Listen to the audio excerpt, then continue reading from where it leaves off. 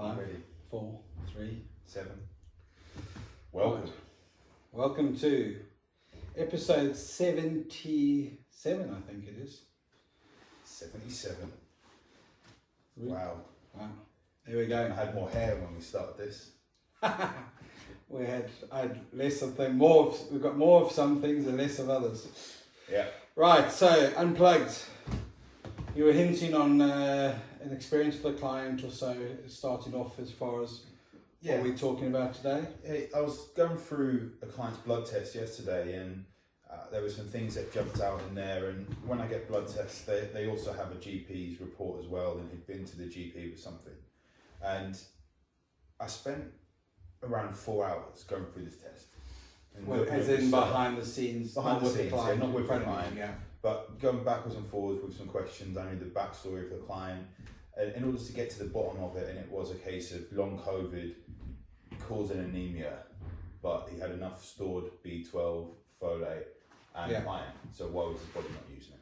So we had to find out what was going on, then have a look at a protocol for sorting the inflammation, do this for this amount of time, then we'll test again and do another one.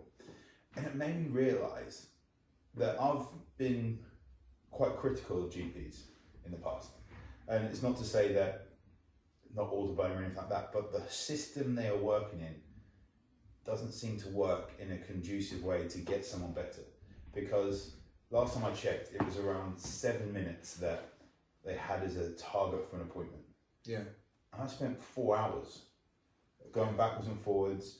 This is also knowing this client beforehand, then knowing that he had COVID in July after I asked the question of why has he got white blood cell issues going on, and how are we going to improve health if the system that we are relying on is limited to this small amount of time? Yeah. And then it will throw you to a different department, and this is where, like, you'd look at a total blood count.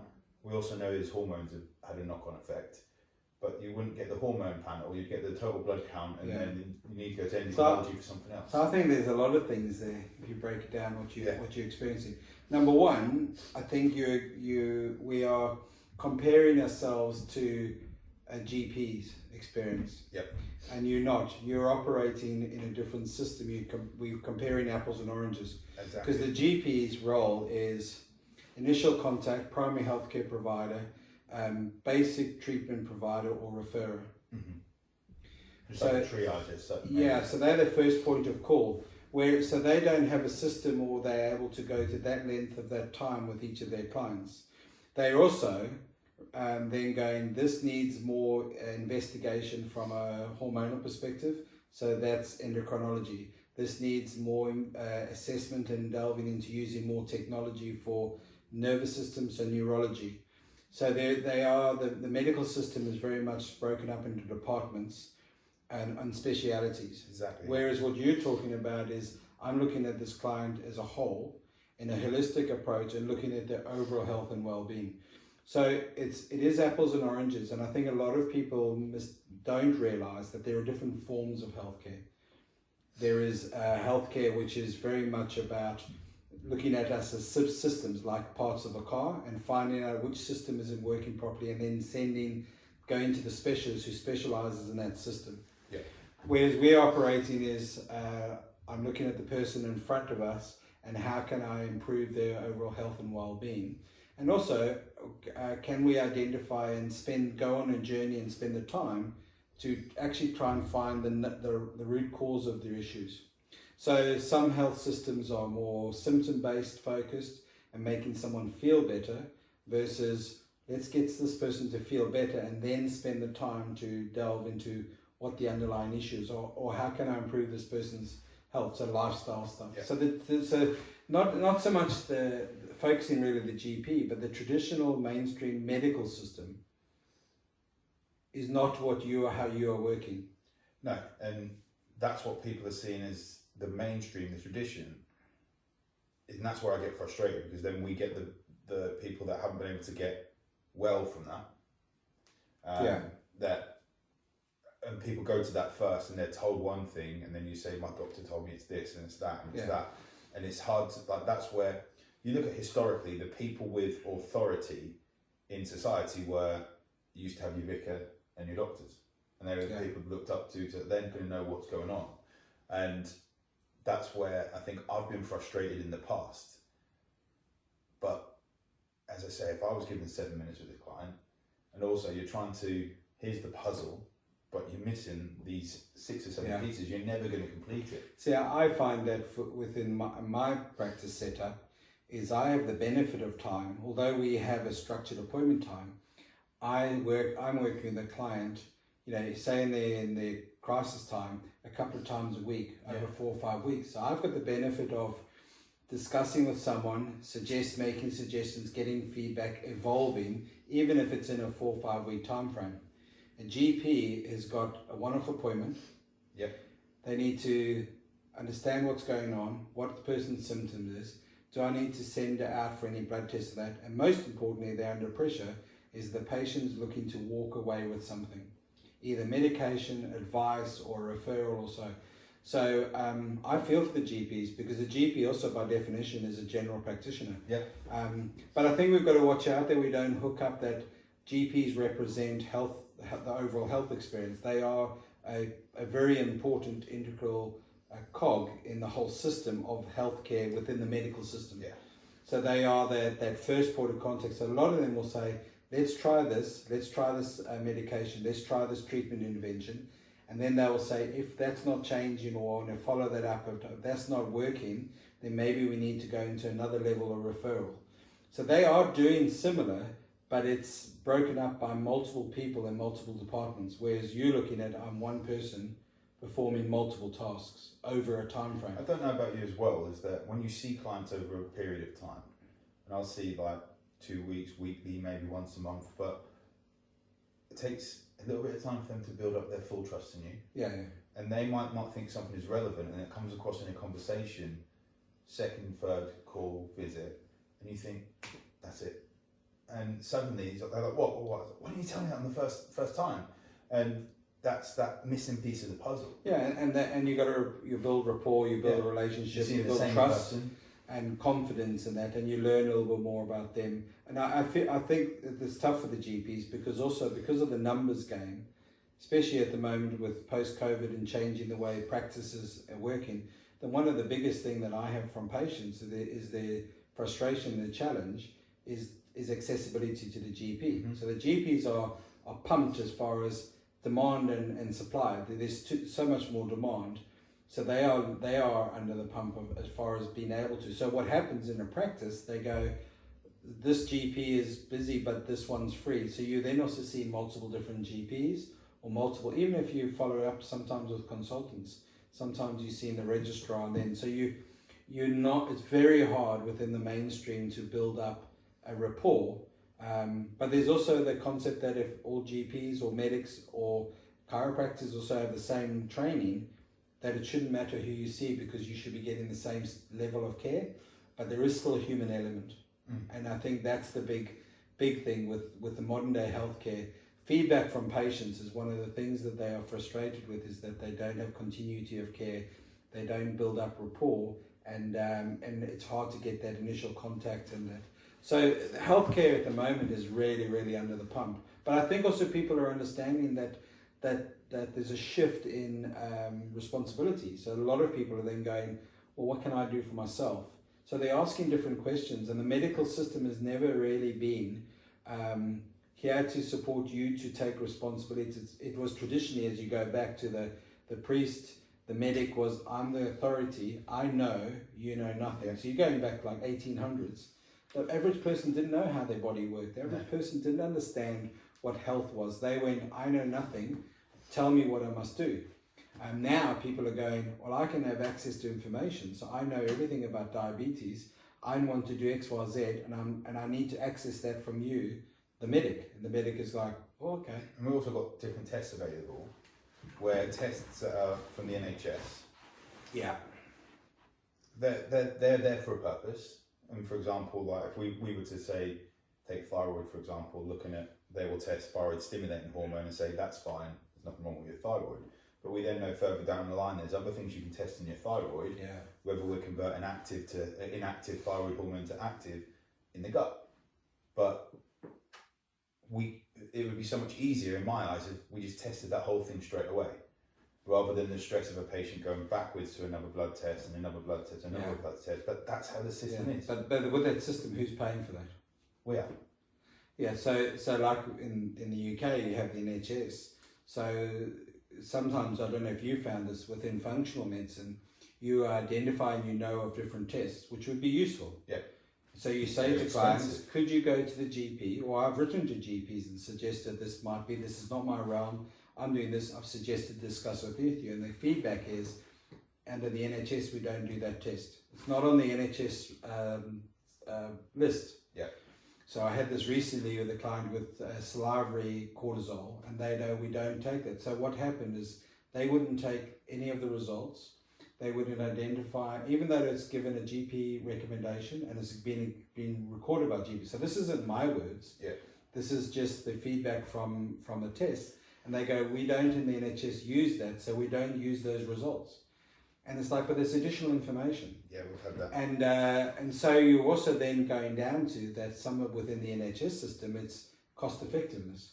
So there's these tests out there, but then you go to a private medical practitioner or a functional medicine, and then they suddenly open up these whole other opportunities.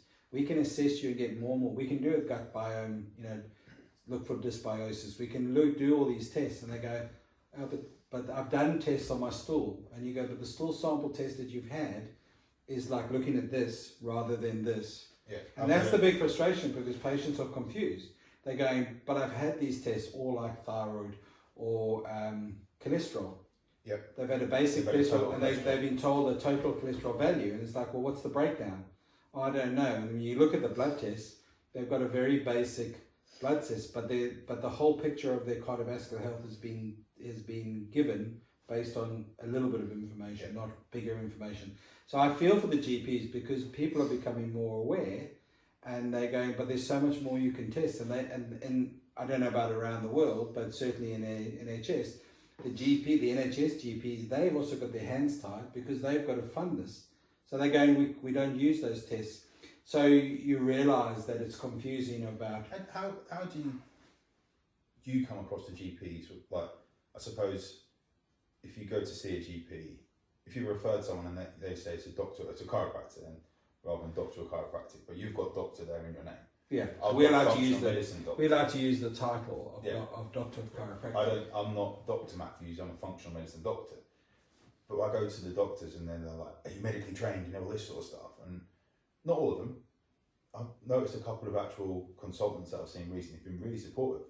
And they've said, oh, it's great, I can speak to you in medical terms. And they get things across better. But I've had some really defensive doctors over the years. Yeah. Like, what do you think you're coming here? Yeah, I'm used to that. We've had that through the years. But I think... You still got it with chiropractic? Yeah. I think because some of it traditionally was what a lot of people in healthcare in general. So some people tend to think, chiropractic equals bad back. So they don't understand the training the initial. So my course, the first 3 years training was the same as a medic. Pathology, biology, all that, and then we branch off. So what I found is my peers who I was at school with, they understand the training, so they're there, but many don't understand what the training is. So they tend to think, oh, they just do this. There's a preconceived idea what that is. A lot of it also, I think, is human behavior, because once you then ask a different question, some people, we will also do it, you feel challenged. Mm-hmm. And then you can see some medics, they'll go on the back foot. So sometimes it's how you bring it. And I will tend to say, well, I have some medical training, and they go, what? And you go, well, I'm a chiropractor. And then there's either the acceptance or but you're a chiropractor. So then I would say I've done functional, medicine certification, and some are really excited by that and others don't. So I think it's very personal, because I've had also some who have gone, and then they click in, as you say, oh, we can now talk on a different level. So I think sometimes it's trying to introduce that, but without.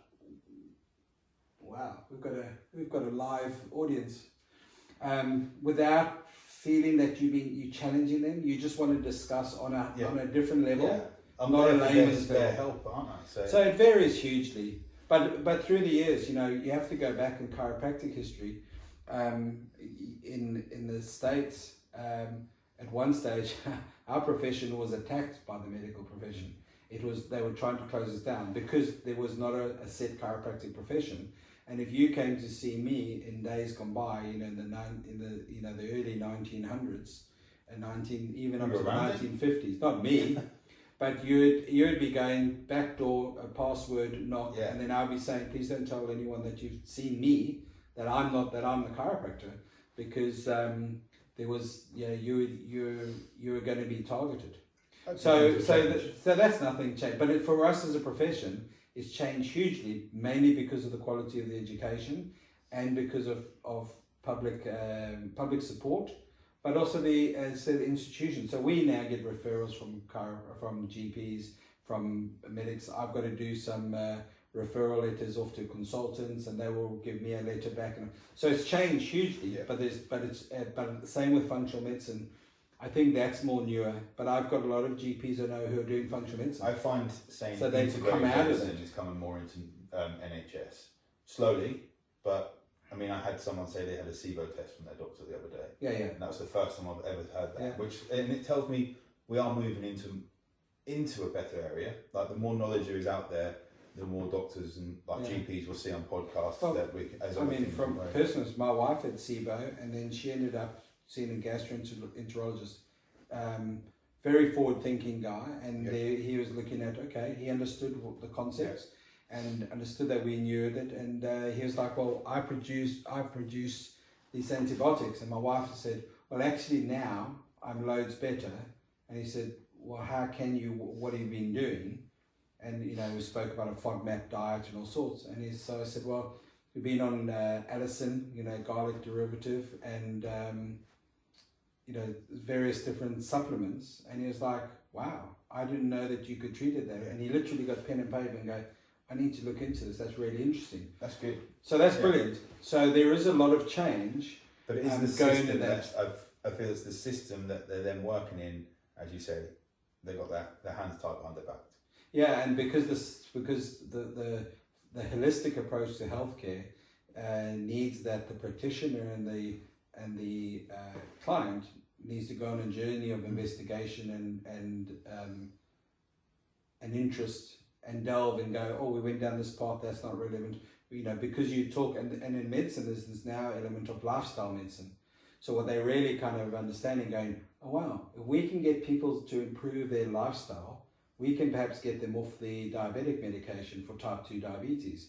We can reduce their cholesterol and maybe have a concept they could come off their statins. Whereas in the past, it's like, here's your blood pressure, here's your statins, that's you for life. Yep. Just take your medication. Or they're saying, okay, maybe we could rely and have lower doses. We can use the more gentle, so you still need medication, but a more gentle approach, because long term, what's the effect of this medication on your gut or also in 10 years' time? So it's changing hugely, but the primary healthcare practitioner, the GP, I think is still very much on the pump because of numbers. So they are like, they can't spend the time. The consultants are better because they can spend the time. Yeah. And your private consultants, well, that's a different ballgame. Exactly. Because they're not limited on the financial elements of things. Yeah. So yeah. We digress. That's it is but it is interesting because there are different systems, and I think for the general public, I think it becomes confusing because they're going into say a GP's appointment, and they need all this time for them, but they're not getting it. Yeah. So they tend to say, I don't know, I've just got to take this medication, and then they speak to us, and then we confuse it again because we go, well, there's these tests, or what about that and that, and they go, I don't know, and so you're actually tapping into the more of a symptom-based system and more of a healthcare, holistic healthcare. There are two systems. So I don't think people appreciate that they are stepping into one or the other at times. So it's an interesting observation. Love to know other people's thoughts. What are your thoughts? Yeah, what are your experiences? Have you experienced those different things? Or, also have you experienced the shifting, the changing of the tide where you have been to medics? I mean, there are also chiropractors who work very much in the pain-based model.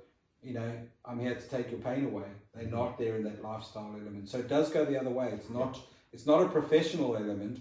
It's a health. There are some different systems of how we go by health.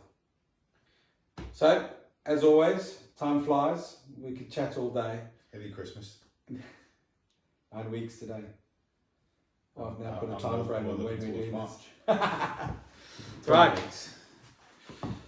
Have a great time. Thanks for hanging out with us. We'll catch you soon. Bye bye. See you then.